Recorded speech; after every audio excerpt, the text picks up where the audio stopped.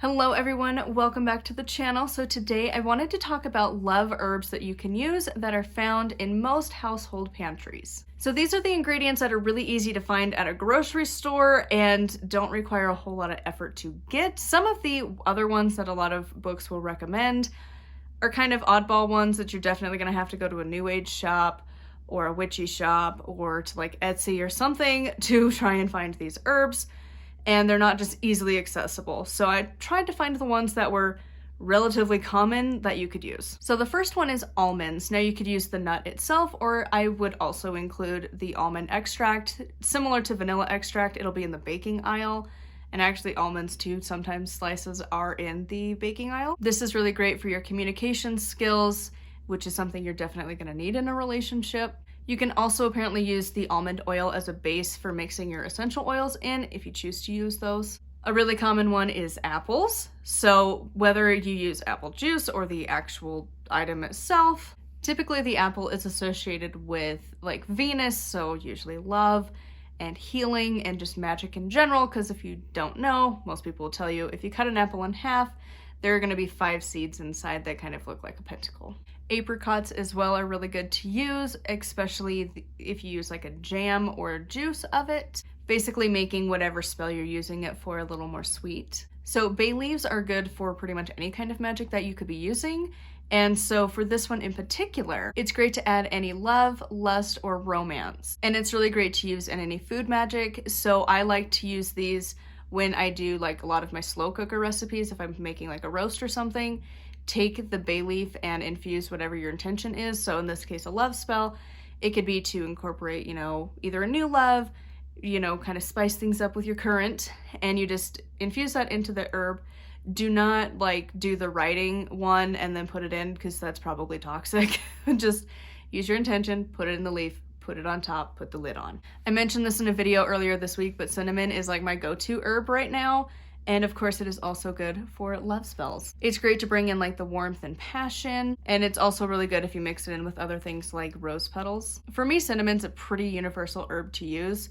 It just brings about a lot of different things, so I love to use it. Now lavender is a little bit harder to find, but at your grocery store, typically you can find a lavender tea, and so I would include that if you are trying to do any of like, basically if you're trying to shop for your witchy items at a grocery store, you can usually find a lavender tea and use that.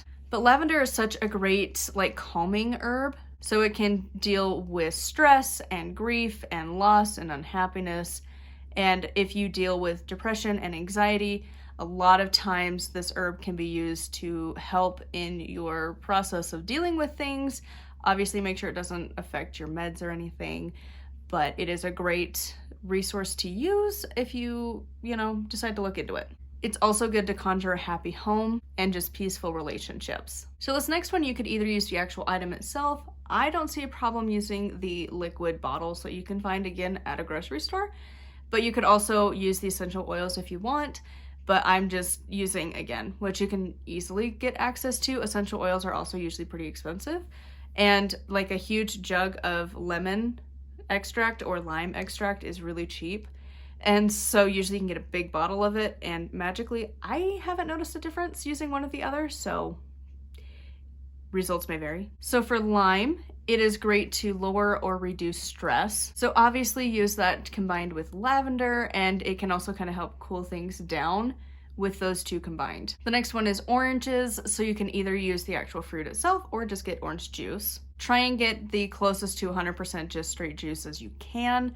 A lot of times you can also go to like the frozen department and just get the concentrate of it. That works really well. But oranges are just liquid sunshine, so of course it would bring about happiness and can help dispel some of the negative emotions. Again, the depression and just gunkety energies that you got going on. It's also very good for cleansing and blessings, and can just overall raise your spirits and bring some optimism. Next one is oregano. So typically you're gonna think oregano and like Italian dishes. This herb is great for love and passion. It's also used for happiness and protection. So if you're gonna cook a meal for your loved one and both of you are on board with it, really great for some food magic. The next one is parsley, which I didn't know that it actually was associated with death and dark magic, so that was fun to learn about, because we have used parsley in so many recipes. It is basically like the ingredient that goes right alongside salt.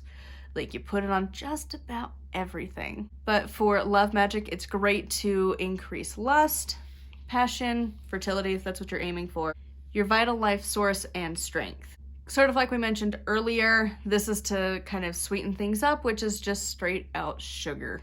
Now, some people would say that's not an herb, and that's true, but we're also going with kind of grocery store magic. So sugar, if you need to sweeten things up, definitely great to use. Then we have thyme. It's great for love, but it's also good for fidelity, so keeping your partner loyal to you, happiness, friendship, and overall self-improvement. And then lastly is vanilla. Now, sometimes you can find vanilla beans. I've never dealt with them on my own, but I will use vanilla extract. This is great for attracting love, romance, sweetness, and happiness. So I hope this has been helpful and gave you a few ideas of just some of the ingredients that are pretty easy to come across for love spells. Again, sometimes it's not easy to find rose petals to go buy, or you might not be able to go get like valerian root or something for a spell. So these are just like really easy to access and use in your spells. I hope this has been helpful. Thank you so much for watching. I do hope you subscribe, like, comment, do all of the good stuffs. I post every single day. I do have a Patreon at patreon.com/nightwillowcrafts if you want to support me. And until next time, thank you so much for watching, and blessed be.